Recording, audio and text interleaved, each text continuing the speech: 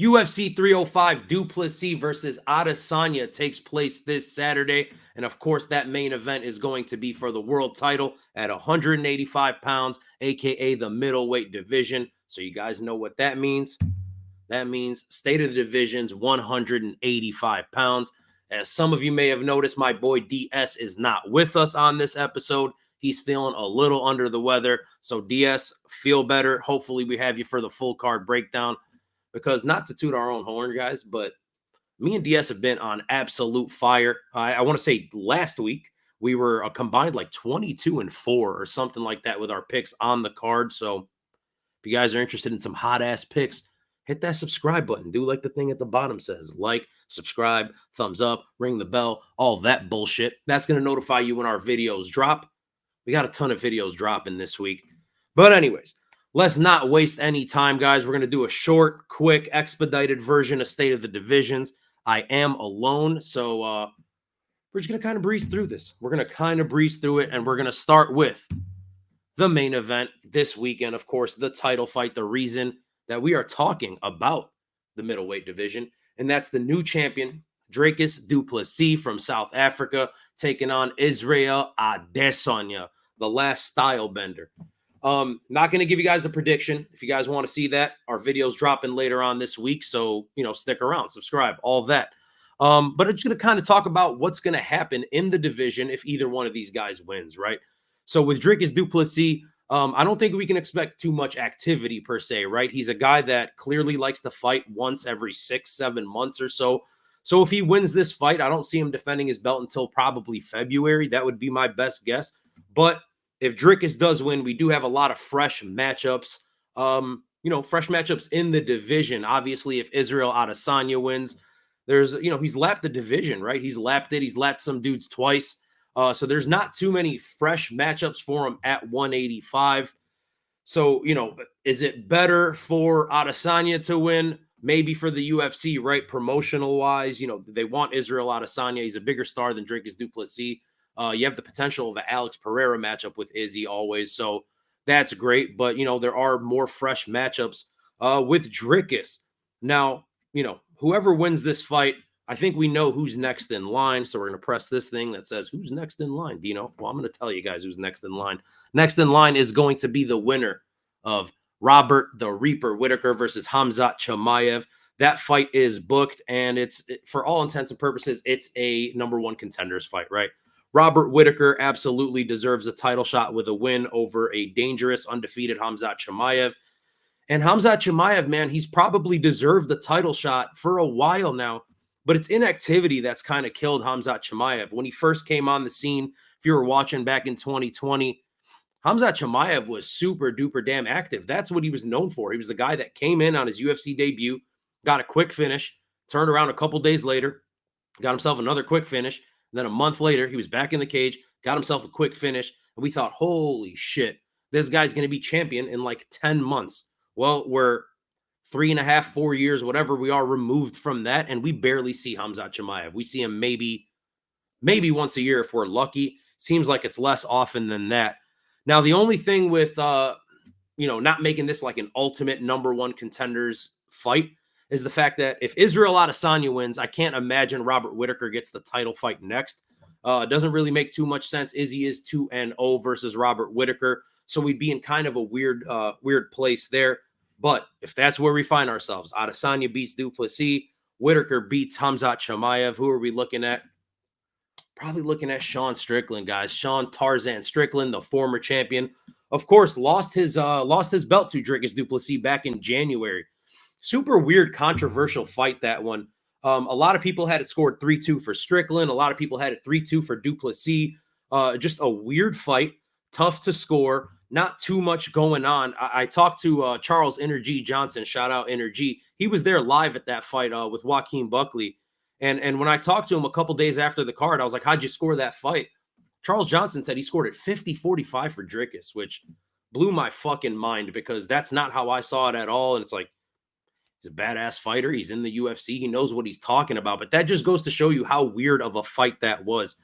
Now, Dricus has said that he's not giving Sean Strickland an automatic rematch. Sean Strickland did fight Paulo Costa in the meantime, but He said he's not giving him a rematch. He has to get another fight in. He has to win another fight in order for him to fight him. That's not going to be the case if Israel Adesanya wins. I can totally see the UFC and even Izzy wanting to get that revenge on Sean Strickland, win that rematch. That would be absolutely huge pay-per-view, and I'm all for it. Other guys that we have to mention, outside chance of Brendan Allen versus Nasruddin Imavov winner getting a title shot. I don't necessarily think that they do, but they're definitely one fight away. Let's talk about the prospects for double champ, right? That's always an interesting thing. It's a hot topic. I don't really love it. It's not my thing. I think in order to be a double champion, I think you need to have at least like 3, 4, 5 title defenses. You need to be a legend, a GOAT of your division kind of guy before we even start talking about moving up to the next weight. But it's the new thing. It's the new trend. Dricus has talked about going up to 205. He talked about it before he even beat Sean Strickland. So let's just take a look at 170. We have the new champion, Belal Muhammad. I don't necessarily see Belal going up to 185. I don't necessarily see a matchup going well for him right now at 185. I think Dricus would nullify Belal's wrestling. He's too big. He's too explosive. He's too powerful. I think Israel Adesanya is way better than Leon Edwards in terms of striking. And there's this whole narrative going around that Israel Adesanya's takedown defense and his grappling in general sucks. That's not the case, man. He was taken down by Jan Blachowicz and, kind of like just wet blanketed. And then people talk about the takedown that Alex Pereira had on him. You guys have to realize he's fought Alex Pereira a million times and never has Alex shot a takedown until that moment. So it was a little bit of an unexpected thing. Now with Belal, I think he has a lot of work to do in his division before he before he moves up. So let's just say 2, 3 title defenses for Belal before we even talk about it. Now, a super interesting one, Islam Makhachev. There's been a ton of talk about Islam Makhachev moving up, not to 170, but to 185. Now, of course, that's because the new champion at 170 is Belal Muhammad. They're sort of training partners. They're sort of friends, blah, blah, blah, all this bullshit. There's been Javier Mendez talking about it, Ali Abdelaziz talking about it, Islam going up to 85.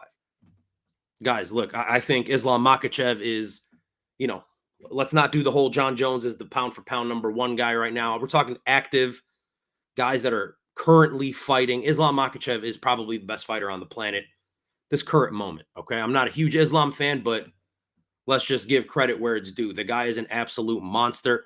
But man, guys, 55 to 85 is a huge jump. That's 30 pounds for 2 weight divisions. You gotta factor in the fact that when guys go up in weight, it's generally 10 pounds, right? It's 45 to 55 or 25 to 35.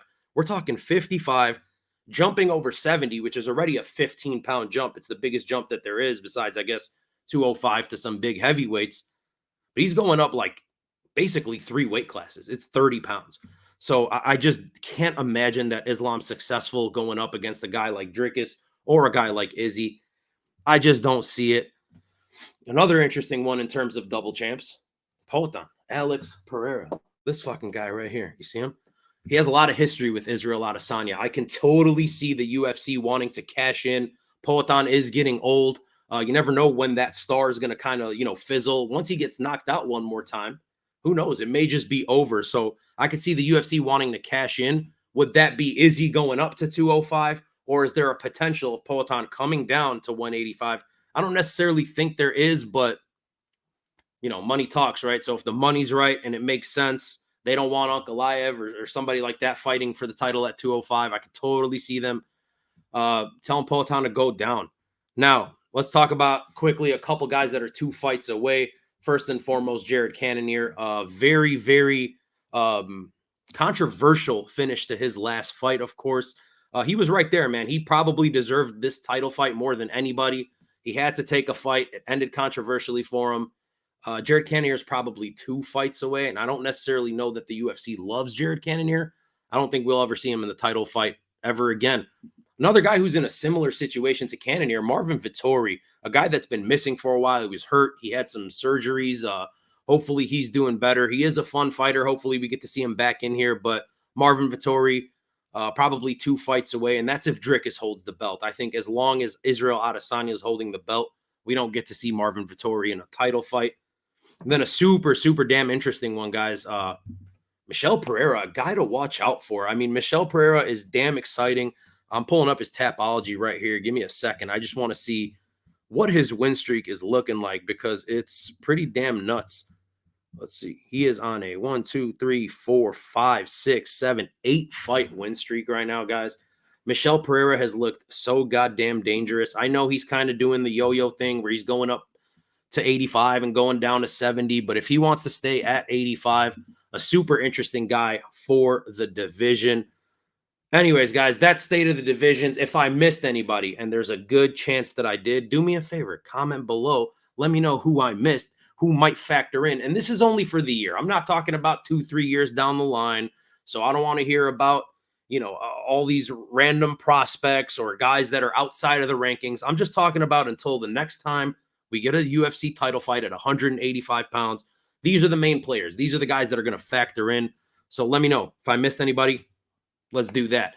And also, guys, before we sign off, do us a favor. Hit the like and subscribe button. Click the thumbs up. Comment. Do all that shit that makes the algorithm go crazy. We would really appreciate that. We got a ton of videos dropping for you this week, including the full card breakdown, the MMA Casuals Guide, DS's parlay video, which even if he doesn't do it, I'll do it. I'll get the picks. That guy has been smoking damn hot on the parlays, so you're not going to want to miss that.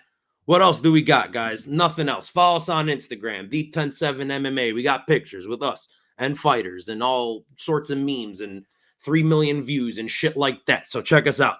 Anyways, guys, I'm going to sign off. I'm fucking just talking about God knows what. My name is Dino Bam Bam. This was the 107 MMA.